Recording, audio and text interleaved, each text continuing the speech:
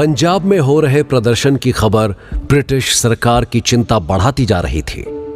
खास तौर पर हिंसक हो रहा प्रदर्शन उनके लिए 1857 की क्रांति के बुरे स्वप्न को ताजा कर रहा था। कहते हैं कि किसी को इतना भी मत डराओ कि वो डरना ही भूल जाए। ब्रिटिश सरकार ने हिंदुस्तानियों के साथ कुछ ऐसा ही किया था और इसका परिणाम यह हुआ कि अब तक शांतिपूर्ण और गांधी जी के रास्ते पर चलते हुए अहिंसक रूप से प्रदर्शन करने वाले हिंदुस्तानियों में हिंसा का भाव भी दिखने लगा था। ऐसा ही कुछ 11 अप्रैल 1919 की सुबह एक स्कूल के पास हुआ। मार्सेला शेरवुड जो कि एक टीचर थी, हालांकि वो भी अंग्रेज थी, लेकिन हिंदुस्तान में रहकर वो वहां के बच्चों को स्कूल में पढ़ाती थी। रोजाना की तरह 11 अप्रैल को सुबह भी वो बच्चों को पढ़ा ही रही थी कि तभी वहां पर आंदोलनकारियों की भीड़ स्कूल की तरफ बढ़ने लगी। आंदोलनकारी अब हर उस जगह पहुंचकर नुकसान पहुंचाने का प्रयास करने लग गए जहां पर भी अंग्रेज लोग काम करते थे। आंदोलनकारियों की भीड़ बदले की आग में जल रही थी। वहां पहुंचकर आंदोलनकारियों की भीड़ ने मार्सेला के ऊपर हमला कर दिया। बड़ी मुश्किल से मार्सेला अपनी जान बचा पाई। आंदोलनकारियों की उग्र भीड़ का इस तरह का हिंसक प्रदर्शन पूरे पंजाब में देखने को मिल रहा था, जिससे अंग्रेज प्रशासन भी अब हरकत में आने लगा था। Hello, General Dyer speaking. Who is there? I am Lieutenant General Michael O'Dyer. How are you, General? Good afternoon, sir. I'm good. What about you? General, what is happening there? I heard that the house of the Deputy Commissioner of Amritsar was under attack by Indian protesters and British women also assaulted. This is not acceptable. Sir, it was unexpected, and when we got to know, we had taken strong action. Some protesters have been arrested and few were shot dead also. Implement Act 144 all over Punjab. I don't want to hear this kind of attack on our people again. It's your duty to protect our people and the British government's rule. Yes, sir. I will take care of them. Also, I want punishment for every single Indian who was involved in violence against our people. Do you understand? Yes, sir. I understand. Phone रखते ही general Dyer अपने office के बाहर खड़े guard की ओर देखते हुए गुस्से से बोल उठा। I want to meet Head Constable Harnam Singh. Call him immediately. General का फरमान सुनते ही अमृतसर के हेड कांस्टेबल हरनाम सिंह भागते हुए जनरल डायर से मिलने के लिए पहुंच गया। सलाम हुजूर। So, हरनाम सिंह, हमने तुमको अमृतसर का हेड क्यों बनाया है? हुजूर, ताकि मैं आपका हुक्म अमल कर सकूं। अगर तुमरे होते हुए हिंदुस्तानी कुत्ता हमारे लोगों को मारेगा तो तुम्हारी क्या जरूरत है हमें? क्या करना है बताइए, बस फरमान दीजिए आप। जिन लोगों ने आज हमारे बैंक में वायलेंस किया और जिन हिंदुस्तानियों ने हमारी लेडीज के साथ वायलेंस किया, उनको कुत्ते की तरह बांधकर रोड पर चलवाओ। एक एक हिंदुस्तानी कुत्ते के मन में ऐसा खौफ होना चाहिए कि वो अगली बार ब्रिटिश सरकार के विरोध में कुछ करने से पहले अपनी जान खुद दे दे। समझो तुम? जी हुजूर, समझ गया। आप फिक्र मत करो, आप जैसा चाहेंगे वैसा ही होगा। और पूरे शहर में धारा 144 लगा दो। कोई भी हिंदुस्तानी कुत्ता अगर ग्रुप में घूमता हुआ दिखाई पड़े तो गोली मार दो साले को। जी हुजूर। जाओ यहाँ से, दफा हो जाओ। हिंदुस्तानियों की शक्ल से नफरत है मुझे।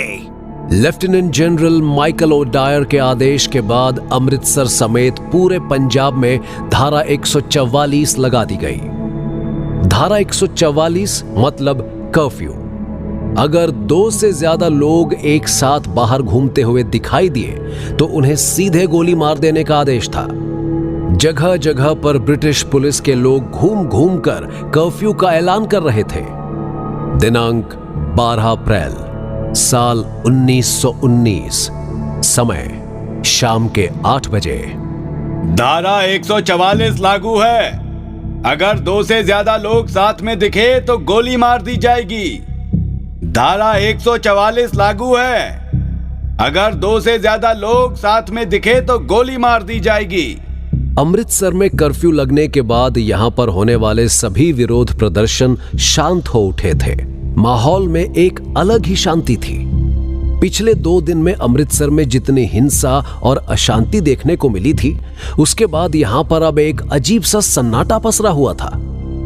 शायद ये सन्नाटा अमृतसर में आने वाले तूफान के पहले का संदेश दे रहा था। अमृतसर के कर्फ्यू ने भले ही कुछ देर के लिए हिंदुस्तानी क्रांतिकारियों के विरोध प्रदर्शन को रोक दिया था, लेकिन ये चिंगारी ज्यादा देर तक शांत नहीं रहने वाली थी। 12 अप्रैल की शाम को ही अमृतसर के हिंदू कॉलेज में आंदोलनकारी नेताओं की एक मीटिंग रखी गई। इस मीटिंग का नेतृत्व सत्यपाल किचलू के साथ काम करने वाले नेता हंसराज ने किया और अमृतसर के लोकल नेताओं ने इस मीटिंग में भाग लिया। साथियों, ये ब्रिटिश सरकार जो चाहे कर ले, चाहे कर्फ्यू लगा ले या गोली चलवा दे, लेकिन अब हमें इनसे डरने की जरूरत नहीं है। ये हमारे डर और चुप रहने का नतीजा ही है जो इन अंग्रेजों ने हमारे ऊपर रॉलेट एक्ट लगाकर हम पर जुर्म कर रही है। और जब हमारे भाई किचलू और सत्यपाल ने इसका विरोध किया तो ये ब्रिटिश सरकार उन्हें जबरन जेल में डालकर उन पर भी जुर्म कर रही है। इसलिए मैं आप सबसे आज यहाँ से आह्वान कर रहा हूँ कि कल शाम 4:30 बजे सब लोग जलियांवाला बाग पहुंचिए। वहां हमारे क्रांतिकारी भाई मोहम्मद बासिर और कांग्रेस नेता लाल कन्हैया लाल भाटिया भी होंगे। हम सब एक साथ मिलकर अपने भाई डॉक्टर सत्यपाल और किचलू की रिहाई की मांग करेंगे और साथ ही काले कानून रॉलेट एक्ट का भी विरोध करेंगे। भाइयों, मैं कहता हूं, अब हम सभी के एकजुट होने का समय आ गया है। हम चाहे किसी भी मजहब के हों, चाहे किसी भी जाति के हों, अब हमें एक होकर आंदोलन में उतरने की जरूरत है। अब हमारी एकता की जुर्मी ब्रिटिश सरकार की नींव हिला सकती है। आखिर में मैं हंसराज ये शपथ लेता हूं कि जब तक अपने भाई किचलू और सत्यपाल को जेल से रिहा नहीं करवा लेते और जब तक अंग्रेज सरकार रॉलेट एक्ट को वापस नहीं ले लेती, मैं चुप नहीं बैठने वाला। क्या आप लोग भी इस न्याय की लड़ाई में मेरे साथ हैं? हम सब साथ हैं, हम सब साथ हैं। हाँ हाँ, हम साथ हैं। अमृतसर में अमृतसर के स्थानीय नेताओं ने अगले दिन जलियांवाला बाग में शांतिपूर्ण जनसभा करने का प्लान बनाया था। अमृतसर समेत पंजाब के लगभग सभी जिलों के लोग इस जनसभा में भाग लेने के लिए पहुंचने वाले थे। पूरे पंजाब में धारा 144 लगे होने के बाद भी इस तरह की जनसभा होना बहुत बड़ी बात थी। ये एक प्रकार से अंग्रेज सरकार को खुली चुनौती थी। इधर हिंदुस्तानी आंदोलनकारियों ने अपनी बैठक की और उधर पंजाब के लेफ्टिनेंट गवर्नर माइकल ओडायर तक ये खबर पहुंच गई कि अगले दिन जलियांवाला बाग में बहुत बड़ी जनसभा होने जा रही है। माइकल ओडायर को ये किसी भी कीमत पर मंजूर नहीं था। ऐसे में उसने वो करने का निर्णय लिया जिसने इंसानियत को तार तार कर दिया। दिनांक 12 अप्रैल साल 1919 रात के लगभग 11 बजे। Hello sir, good evening. How's the position, General? It's in control, sir. We have implemented the Act 144. Amritsar is in the hands of rebels, General. It is your job to get it back. Yes, sir. I will do my best. Listen carefully, General. I want to give an example of punishment. A punishment which creates such fear that would be of great practical value for us. I hope you will do the needful action. I understand, sir. Good night, General. Good night, sir. उसे अब ये पता चल चुका था कि lieutenant general Michael O'Dwyer उससे क्या चाहते हैं। ऐसे में जनरल डायर ने भी अपनी तैयारी में कोई कसर नहीं छोड़ी थी।